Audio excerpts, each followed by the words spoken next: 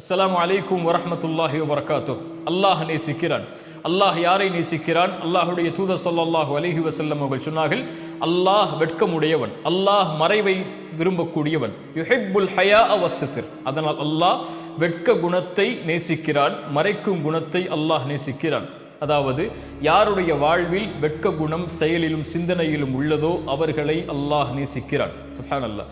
இஸ்லாமிய மார்க்கத்தில் உயர்ந்த குணம் வெட்கம். ரசூலுல்லாஹி ஸல்லல்லாஹு அலைஹி வஸல்லம் சொன்னார்கள், ஒவ்வொரு மார்க்கத்திற்கும் ஒரு குணம் உண்டு, இஸ்லாமிய மார்க்கத்துடைய குணம் வெட்கம் என்றார்கள். அல்லாஹுடைய தூதர் சொன்னார்கள், ஈமான் 70க்கும் மேற்பட்ட கிளைகளை கொண்டது. அதில் முதலாவது லா இலாஹ இல்லல்லாஹ், கடைசியானது பாதையில் இடையூறு தரக்கூடிய பொருட்களை அகற்றுதல் என்று கூறிவிட்டு அத்துணை விஷயங்களையும் ஆக்கிரமிக்கக்கூடிய ஈமானுடைய ஒரு கிளையை பிரித்து சொன்னார்கள், அல் ஹயாஉ ஷுஅபத்தும் மினல் ஈமான். ஈமானுடைய கிளைகளில் ஒன்று வெட்கம் என்றார்கள். அல்லாஹுடைய தூதர் ஸல்லல்லாஹு அலைஹி வஸல்லம் சொன்னார்கள், நுபுவத்துடைய வார்த்தைகளில் ஒன்று, ஒரு மனிதன் எதை வேண்டுமானாலும் செய்து கொள்ளட்டும், வெட்க குணம் இல்லை என்றால். ஆம், ஒரு சமூகம், ஒரு மனிதன் எதை வேண்டுமானாலும் செய்வான், சிந்திப்பான், அவர்களுடைய வாழ்வில் வெட்க குணத்தை அவர்கள் கடைபிடிக்கவில்லை என்றால், அறிஞர்கள் சொல்லுவார்கள், என் சமூகம் அழிந்ததுடைய முதல் காரணமே எதிரிகள் போர் தொடுத்தல்ல, இந்த சமூகத்தில் மீதுள்ள வெட்க குணத்தை, என் சமூகத்தின் வாலிபர்கள், வாலிப பெண்கள் சுமக்கக்கூடிய வெட்க குணத்தை அழித்தார்கள். அந்த சமூகம் அழிந்தது, அழிந்து கொண்டிருக்கிறது. அல்லாஹ் பாதுகாப்பானாக.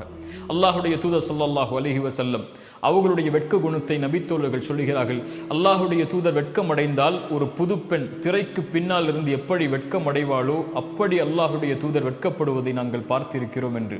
அல்லாஹுடைய தூதர் ஒரு சபையில் அமர்ந்திருக்கிறார்கள். அவர்களுடைய ஆடை கொஞ்சம் விலகி இருக்கிறது. அபூபக்கர் சித்திக் வருகிறார்கள். அல்லாஹுடைய தூதர் அதே நிலையில் இருக்கிறார்கள். உமர் வந்தார்கள், அதே நிலையில் இருந்தார்கள். உஸ்மான் வந்தார்கள், ஆடைகளை மறைத்துக் கொண்டார்கள்.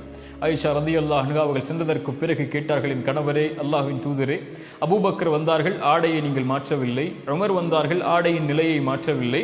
உஸ்மான் வந்தார், ஆடையின் நிலையை மாற்றினீர்கள், ஏன்? ரசூலுல்லாஹி ஸல்லல்லாஹு அலைஹி வஸல்லம் சொன்னார்கள், ஆயிஷா, என் மனைவி அவர்களே, யாரை கண்டால் மலக்குகள் வெட்கமடைகிறார்களோ அவரை கண்டு நான் வெட்கமடையக்கூடாதா என்று அல்லாஹுடைய தூதர் ஸல்லல்லாஹு அலைஹி வஸல்லம் கேட்டார்கள். சுப்ஹானல்லாஹ். ஒரு நபித்தோழரின் வெட்க குணத்தை அல்லாஹுடைய தூதர் ஸல்லல்லாஹு அலைஹி வஸல்லம் அங்கீகரித்தார்கள். அல்லாஹ் அங்கீகரிப்பதாக, வானத்தில் உள்ளவர்கள் அங்கீகரிப்பதாக அல்லாஹுடைய தூதர் ஸல்லல்லாஹு அலைஹி வஸல்லம் அவர்கள் சொன்னார்கள்.